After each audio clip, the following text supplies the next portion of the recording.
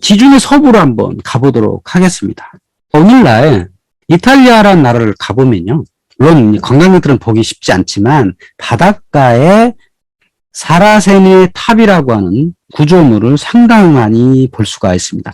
이탈리아 반도 전체에 한 3천여 개 정도 있다고 합니다. 여러 모양을 하고 있는데요. 중요한 건 이 탑 위에 감시자가 올라가서 저 멀리 바다에서 오는 배를 감시하는 용도가 바로 이 사라세네 탑인 겁니다. 이 탑 위에다가 눈이 밝은 소년 하나를 배치해가지고 저 멀리 배가 오는 거를 보게 합니다. 그러면 그 배가 우리 쪽 배인지 아니면 해적의 배인지 이거를 구분하게 하는 거죠. 그래서 만약에 좀 의심스러운 배가 있다 그러면 마을 쪽에다가 소리를 치게 되죠. 사라세네 배가 온다 라고 소리칩니다. 자, 그러면 뭘 해야 되죠? 피난을 가야 됩니다. 도망을 쳐야 됩니다. 그런 어떤 그 경고의 의미로 이런 사라세네 탑을 많이 만들게 되었던 거고요. 오늘 이탈리아 가보면 많은 도시들이 요새처럼 보입니다. 물론 구시가지입니다. 자, 구시가지가 평지에 보존되어 있는 곳보다는요, 오히려 이렇게 언덕 위에 요새처럼 만들어진 도시가 상당히 많습니다. 뭐 예를 들면 로마 북쪽의 도시들이 에트루리아에서 시작한 요새 도시들이 있습니다. 스노우시티의 대표적인 도시 오르비에토죠. 자, 오르비에토에 가보시면 이렇게 언덕 위에 도시가 있습니다. 시에나라고 하는 도시도 언덕 위에 있고요. 페루지아도 언덕 위에 있습니다. 그러니까 에트루리아에서 시작한 이 도시들은 대부분 요새 중심으로 주변에 있었던 외적을 막기 위해서 이렇게 요새처럼 만들었던 거고요. 자, 바닷가에 도시들이 있습니다. 여기 친퀘테레라고 하는 중요한 곳이 있죠. 피렌체에서 기차를 타고 여행하는 곳입니다. 그러니까 친퀘테레는 5개의 마을이라는 뜻인데요. 바닷가에 이렇게 5개의 아주 예쁜 마을들이 있습니다. 알록달록한 색깔을 가진 마을들이죠. 물론 이렇게 알록달록한 것은 이제 관광객을 위해서 이렇게 예쁘게 칠한 거고요. 나폴리 남부에 가면 아말피 코스트가 있죠. 아말피 해안 지대라고 있는데 그 아말피 코스트에 보면 여러 도시들이 있습니다. 예를 들어 아말피가 있고 피사노가 있고 포지타노가 있고 많은 도시들을 이렇게 발견할 수 있죠. 그리고 여기에 해안 감시망루가 사라세네 탑이 이렇게 있습니다. 이것도 아말피 해안에 있는 도시 중에 하나죠. 그리고 여기도 해안 감시망루가 있다는 것을 알게 됩니다. 자, 그렇다면 이 도시들은 왜 그렇게 해안가에다가 절벽 위에다 집을 짓고 살게 되었을까요? 이 해안가에다가 집을 짓고 산다는 건 엄청나게 불편을 감수하고 집을 지은 겁니다. 자, 여기 보면 아말피라고 하는 도시가 있는데요. 이 도시를 들어가 보면요. 처음에는 입구가 좁다가 중간에 광장이 크게 이렇게 나옵니다. 중간에 광장이 있어요. 중앙광장이 있고요. 광장에는 다른 곳으로 통하는 입구가 여러 개가 있어요. 이게 흔히 카스바 구조라고 하는 겁니다. 만약에 해적들이 바깥에서 이 광장에 들어왔을 경우에 이 입구를 막아버리면 해적들은 도관에 갇히는 쥐가 됩니다. 그러니까 이렇게 되도록 도시를 만들었다고 하는 겁니다. 여러분이 카스바라는 이야기를 많이 들어보셨을 거예요. 카스바. 카스바는 흔히 알제리에 있는 이 도시를 카스바라고 많이 부르는데요. 카스바 중 제일 유명한 게 알제리입니다. 흔히 요새라는 의미예요. 구도시를 의미하기도 하고요. 요새라는 뜻입니다. 이 북아프리카 여러 도시에 많이 있거든요. 알제리도 있고, 뭐, 튀니지에도 있고, 또, 모로코에도 있고, 여러 요새 도시도 있어요. 그리고 골목이 되게 좁습니다. 마차나 이런 건 절대 지나갈 수 없도록 만들어져 있죠. 모로코에 있는 카스바입니다. 이건 알제리는 카스바고요. 알제리 카스바의 항공사진인데, 자, 이것도 마찬가지입니다. 외적이 침입했을 때 대규모 인원이 이 도시를 공략할 수 없도록 이렇게 만든 거죠. 앞에 있었던 아말피의 골목도 마찬가지입니다.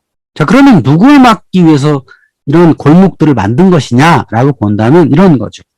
8세기 경에 튀니지 지역을 아랍인들이 점령을 하죠. 그리고 여기 이제 베르베르인과 결합을 해서 북아프리카가 전부 아랍 제국이 됩니다. 그리고 이베리아 반도에 건너가서 안달루스 지방을 여기 이제 무어인이라고 부르는데요. 무어인으로 살게 되죠. 자, 그런데 여기 튀니스 지역에 살던 아랍인들 또는 여기 살던 베르베르인들이 지중해 북쪽 해안가를 계속 공략하기 시작합니다.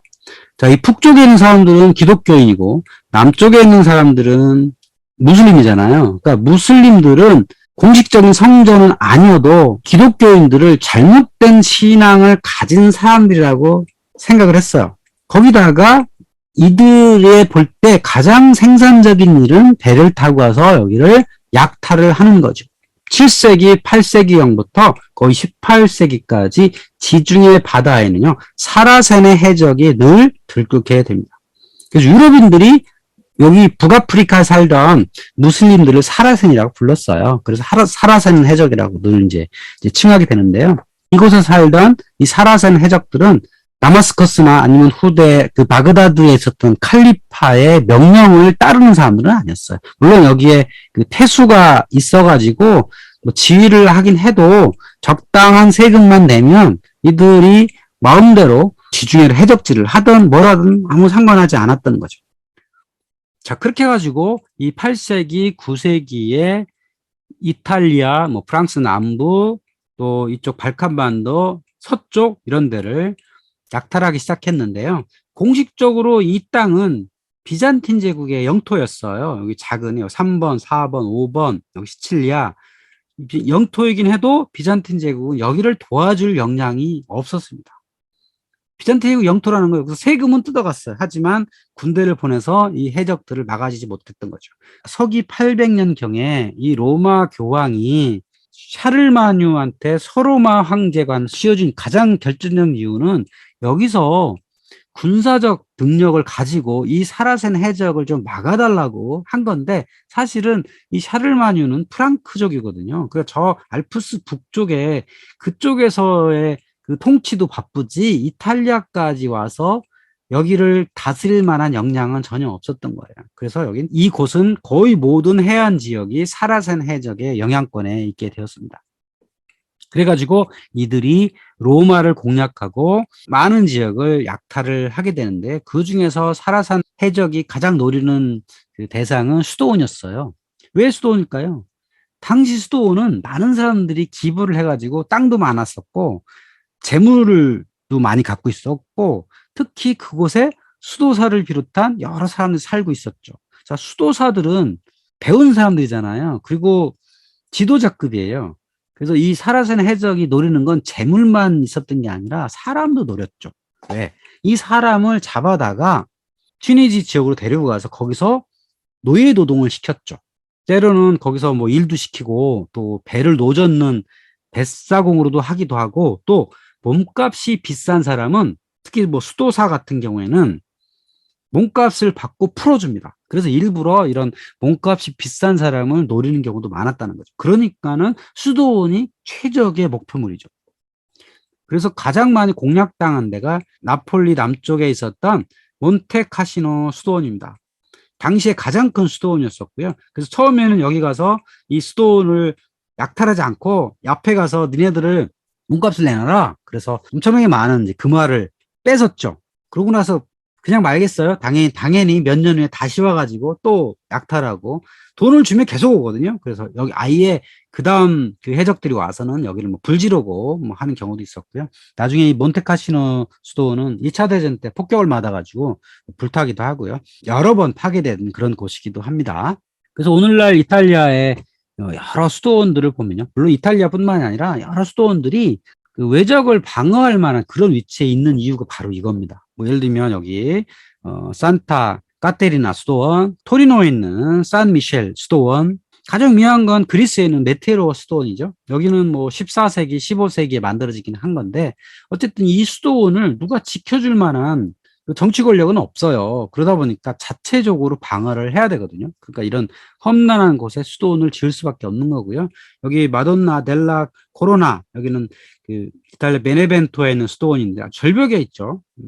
이쪽에 아마 사람이 갈 수 있는 입구가 조그맣게 있겠죠. 이 절벽에 이런 수도원을 지을 수밖에 없었던 것은 사라센 해적이 가장 큰 적이었고 또 사라센 해적이 아니더라도 중세시대 내내 이런 수도원이나 성당이나 개인들이 사는 집이나 그거를 지켜줄 만한 정치 권력은 거의 존재하지 않았다는 겁니다. 스스로를 지킬 수밖에 없었다. 그래서 많은 사람들은 산 위로 가거나 아니면 아말피 코스트 같은 해안가 절벽에 집을 짓고 거기서 마을을 이루고 살 수밖에 없었다는 겁니다.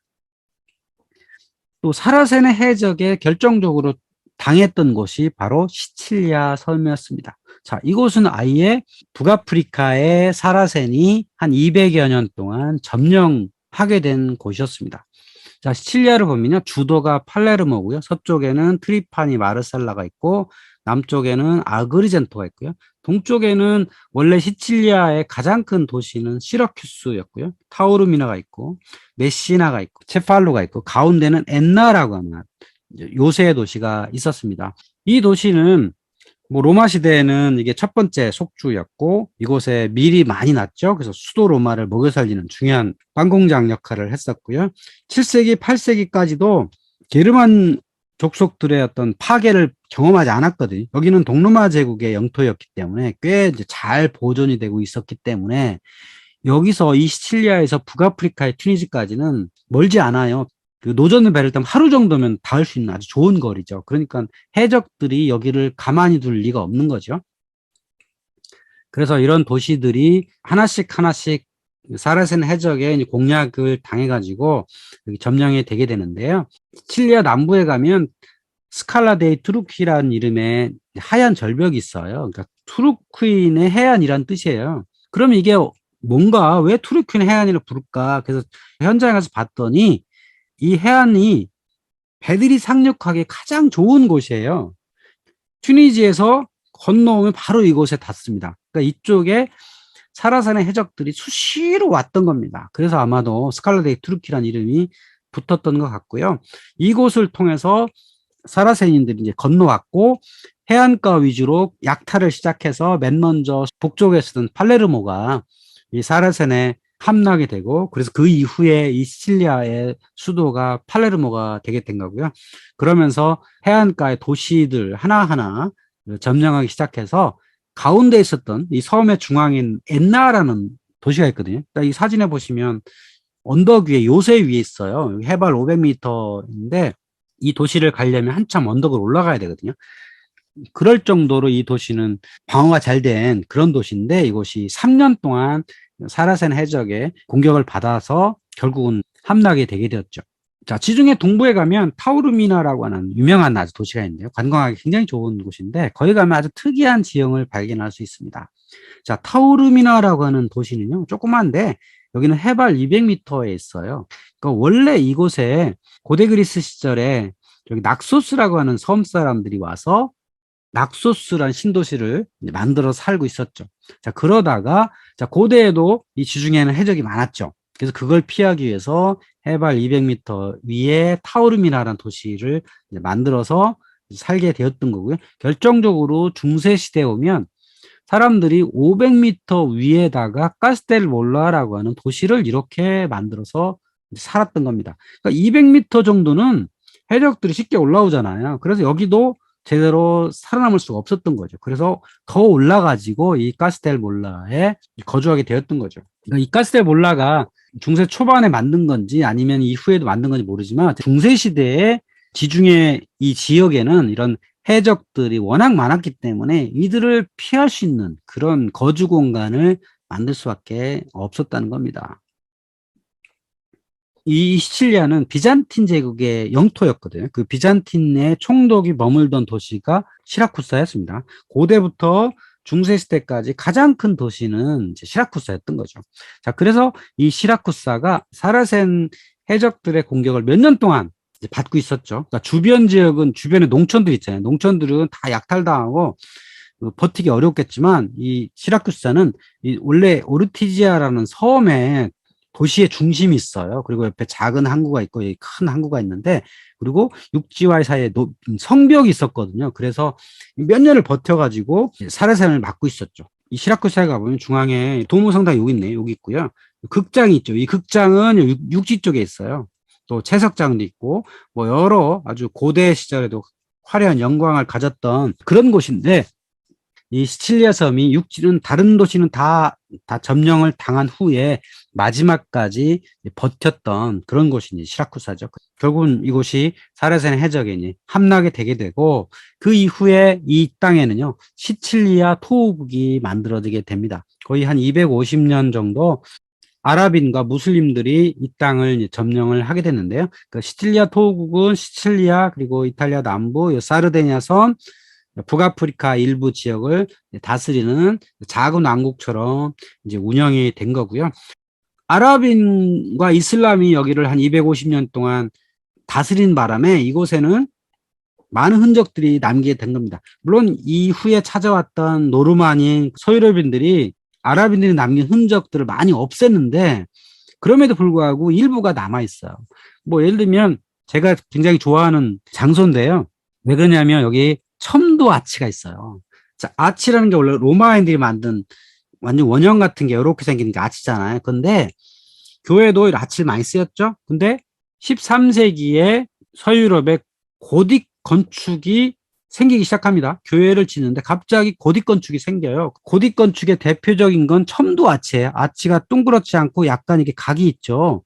이 첨도 아치가 과연 누가 만든 거냐? 이런 거에 대한 기록이 거의 없어요. 어느 날 갑자기 고딕 건축에 이 첨도 아치가 등장하기 시작하는데, 자, 그럼 누가 만든 거냐? 제가 보기엔 이걸 이슬람에서 처음 만들었다는 거죠. 이슬람 사람들이 만들었다는 거죠. 고딕식 교회 건축에 이 첨도 아치를 아마도 서유럽의 군사들이 예루살렘이나 아니면 지중해 동부를 가보고 이런 첨도 아치를 보고 나서 그게 서유럽에 생긴 고딕식 교회 건축에 반영이 되었겠다라고 추측이 가능한 거죠. 첨도 아치를 이슬람에서 맨 먼저 발명했다는 증거가 요거라고 하는 거죠. 폰테 데이 사라세니, 사라세닌들의 다리 이런 뜻이죠. 지금까지 카타니아에서 조금 가면 여기 화산인데 화산 옆에 좀 남아있다고 하는 거죠. 사라세닌들이 만든 다리다. 자, 또 아랍 양식이 포함된 팔레르모 대성당이 있습니다. 자, 팔레르모에 군주가 모셨던 여기 대성당인데 그 대성당에 보면 여러 가지 양식이 섞여 있다는 것을 알 수가 있어요. 돔은 이게 바로크 형식이고요. 여기 또 아치를 보면 이게 첨도 아치가 일부 있잖아요. 그리고 볼록볼록 나온 이런 건 이제 그 바로크 형식이고 요 밑에 보면 아라베스크 무늬들이 있어요. 아라베스크 무늬는 당연히 그 아랍인들의 방식인데, 자, 이 성당은 사라센이 한 255년 정도 점령을 하다가 노르망디에 살던 노르만인이 이곳을 점령을 하거든요. 그 노르만인들이 세운 이제 성당입니다. 그런데 그 노르만인들이 성당과 이렇게 궁전을 지었죠. 이거는 거의 고딕식 위에 뾰족뾰족 생긴 건 고딕식이라 할 수 있고요. 내부로 들어보면 르네상스 양식의 이런 갤러리 같은 게 쭉 있는데 여기도 보면 그 아랍의 흔적이 많이 있다는 거죠. 자, 이 천정을 보면 이게 전형적인 그 아랍식 천정이고요. 모자이크가 많이 있죠. 모자이크가 있는 건 이거는 비잔틴식이죠. 그러니까 비잔틴식과 아랍식이 같은 장소에서 동시에 보여진다. 이게 바로 노르만의 지도자가 당시에 살고 있었던 비잔틴 기술자 그리고 무슬림 기술자들을 불러다가 같은 장소를 장식을 했기 때문에 이렇게 아랍식과 비잔틴식이 혼합된 그 성당이 만들어질 수 있었던 겁니다. 이게 이제 11세기, 12세기에 만든 건데요. 11세기, 12세기 경에는 그러니까 노르만인이 지배자였는데 이 사람은 기독교인에도 불구하고 그 노르만인 산하에는 아랍인들, 비잔틴인 여러 종교인들이 관용 체제 아래서 살 수 있었던 시대였거든요. 그래서 이런 것들이 만들어질 수 있었다는 거고요. 외곽에 나가보면 몬레알레라고 하는 작은 동네가 있는데 거기에 몬레알레 대성당이 있어요. 이 대성당도 비슷한 시기에 만들어진 성당이에요. 여기 들어가 보면 여기도 비잔틴식과 아랍식이 섞여 있다는 걸 알 수가 있습니다. 여기 기둥 같은 거, 여기 아치 같은 것도 보면 이게 전형적인 아랍식이거든요. 그리고 중간중간에 보면 아라베스크 무늬가 있고요. 저 안쪽에 보면 예수 그리스도의 모자이크가 있죠. 그리고 수많은 이콘들이 있습니다. 자, 이런 거는 거의 전형적인 비잔틴식이고요. 이 교회는 로마 카톨릭 교회라는 걸 알 수가 있죠. 왜? 여기 십자가가 있고요. 여기 성상들이 있어요. 그러니까 성상이 있고 십자가 있고 있다는 얘기는 이게 로마 카톨릭 교회다. 그런데 여기 장식한 거 보면 전형적인 비잔틴 양식이고 천정 같은데 벽 이런 데 보면 아라베스크 분위기를 상당히 많이 발견할 수 있다. 그래서 카톨릭과 비잔틴과 아랍이 다 섞여 있는 이런 그 성당을 발견할 수 있는데 그 이유가 이 지역을 사라센 사람들이 250여 년 정도 점령한 적이 있었기 때문에 이런 것들이 남을 수 있었다는 거죠.